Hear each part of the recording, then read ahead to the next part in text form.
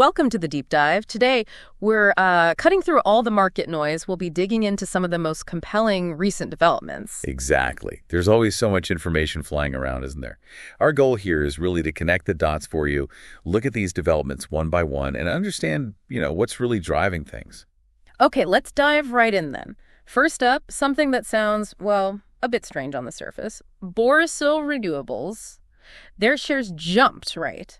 But this happened just after their German subsidiary filed for insolvency. How does that work? Yeah, it does seem counterintuitive, doesn't it? But look, this is actually being viewed as a smart strategic move for Borosil. It's really a lesson in capital reallocation. By stepping away from the struggling European market, which, let's face it, is getting hammered by cheap Chinese imports, they free up, resources and management focus. Right, bandwidth. Exactly, and they can channel that into their Indian operations.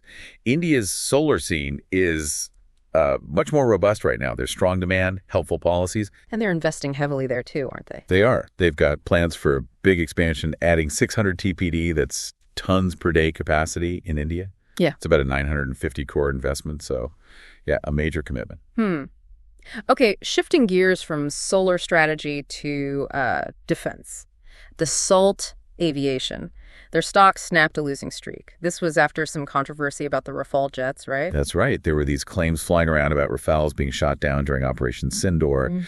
But India's defense secretary came out pretty strongly. Yeah, he dismissed those claims, called them inaccurate. And that public reassurance, both about the jet's actual performance and, maybe more importantly, India's sort of operational independence, well, it seems to have calmed investor nerves quite effectively. So clarity turned the tide there. Interesting. Let's talk alliances now. Eureka, Forbes, and Dixon Technologies are partnering up. What's the story there? Yes, this is quite significant, particularly for Dixon, I think.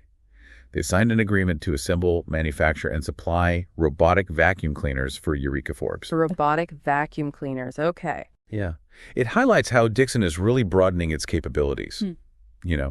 Moving further into consumer durables, they've already got a diverse portfolio. And remember, they recently ramped up smartphone manufacturing for export too.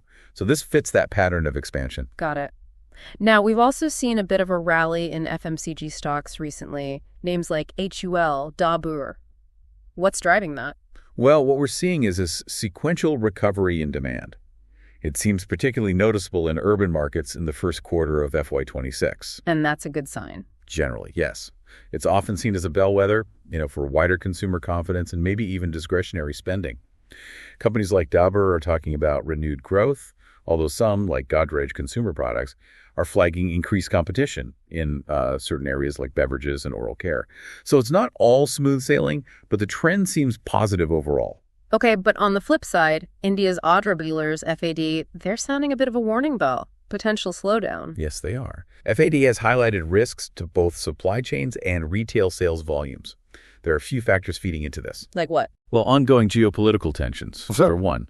Then there's the potential spillover effect from U.S. tariffs and, quite critically, China restricting exports of rare earth metals. The rare earths. Crucial for tech, right, including cars. Absolutely. Very crucial for electric vehicles and other high-tech components. So those curbs disrupt supply chains globally. We're seeing inventory days creep up for dealers, and the booking pipeline isn't uniformly strong. Any potential positives? Well, perhaps. They did note that potentially above normal monsoon showers could give a boost to rural demand in the near term. So maybe a bit of a cushion there. Okay. Let's talk trade deals. There's this urgency around India striking a deal with the U.S., especially with Vietnam emerging as a strong competitor. How serious is this? It's pretty serious. Recent analysis suggests India could potentially lose out on up to $5 billion in exports to Vietnam if it doesn't secure its own preferential trade deal with the U.S. soon. $5 billion. Wow. Where's the main competition? A key area is frozen shrimp and prawns, for example. After the U.S. struck a deal with Vietnam, Vietnamese exports face a 20% tariff. India currently faces 26%. That's a clear disadvantage. So yeah, the pressure is on for India's negotiators. Okay, tying this back to the market's mood, Monday seemed pretty cautious overall, right? Reflecting these trade uncertainties. Exactly. The main indices were pretty flat. You saw some defensive buying, pushing up names like Hindustan Unilever and Kotak Bank. But then others like Broad Electronics and Tech Mahindra were down, likely due to profit-taking. It really underscores that caution, that uncertainty hanging over the market, especially regarding the U.S.-India trade situation. Investors seem a bit on edge. Speaking of things making investors edgy, Elon Musk, his recent comments about starting a political party seem to rattle Tesla shareholders. Oh, definitely. Tesla shares dropped nearly 7% right after he publicly announced his intention to form this American party. Just the announcement caused that. Apparently so. It clearly spooked Wall Street. It just adds another layer of unpredictability, I suppose. And remember, Tesla's stock was already down, over 16% year-to-date in 2025 before this latest news? It shows how sensitive investors can be to anything perceived as a distraction for leadership. Right. Okay, let's zoom out now to a much bigger picture concern. The U.S. national debt hitting $36 trillion. Some analysts are talking about a global debt spiral. What does that mean, and how does it impact, well, everyone else, including India? Yeah, that $36 trillion figure is staggering. The debt spiral concept basically describes a potential vicious cycle. As U.S. interest rates rise to combat inflation or fund spending, the cost of servicing that massive debt goes up. At the same time, major holders of U.S. debt, like China and Japan, have been reducing their holdings. So the U.S. has to borrow more at potentially even higher rates. Precisely. Which increases the debt burden further, potentially forcing more bond sales or money printing, which can destabilize things. The argument is that this creates systemic risk for the entire global financial system. And from this perspective, India, like most economies, is considered within the blast radius. The advice stemming from this view is really about building resilience, preparing for potential instability rather than trying to predict exact outcomes. Preparation, not prediction. Got it. Okay, finally, let's end on a company-specific note. Titan released its Q1 updates. Looks like pretty solid growth. Yes, Titan showed pretty robust performance across the board. Their jewelry division grew 18% domestically, which is impressive given the volatility in gold prices, though that volatility did impact consumer sentiment a bit.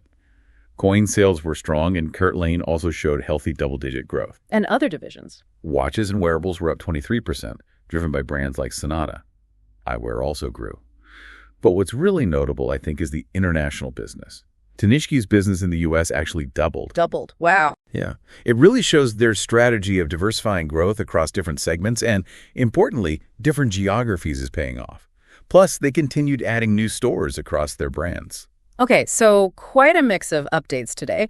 We've gone from specific company strategies like Borosil's pivot to alliances like Dixon and Eureka Forbes, through sector trends in FMCG and auto, global trade tensions, leadership impacts at Tesla, huge macroeconomic warnings about debt, and finally, solid growth updates from Titan. It really covers a lot of ground, doesn't it? And it highlights just how interconnected everything is. I think the key takeaway for you listening is really the need, as we mentioned with the debt issue, for preparation over panic. Understanding these shifts helps you navigate. Markets often reward the cautious and the informed. Absolutely. A great point to end on. And just before we sign off, a quick but very important reminder for you. That's right. We need to be clear. We are not SEBI-registered financial advisors. This discussion is for informational purposes only. If you are considering making any investment decisions based on anything you've heard today, or anywhere else for that matter, please consult a certified financial advisor first.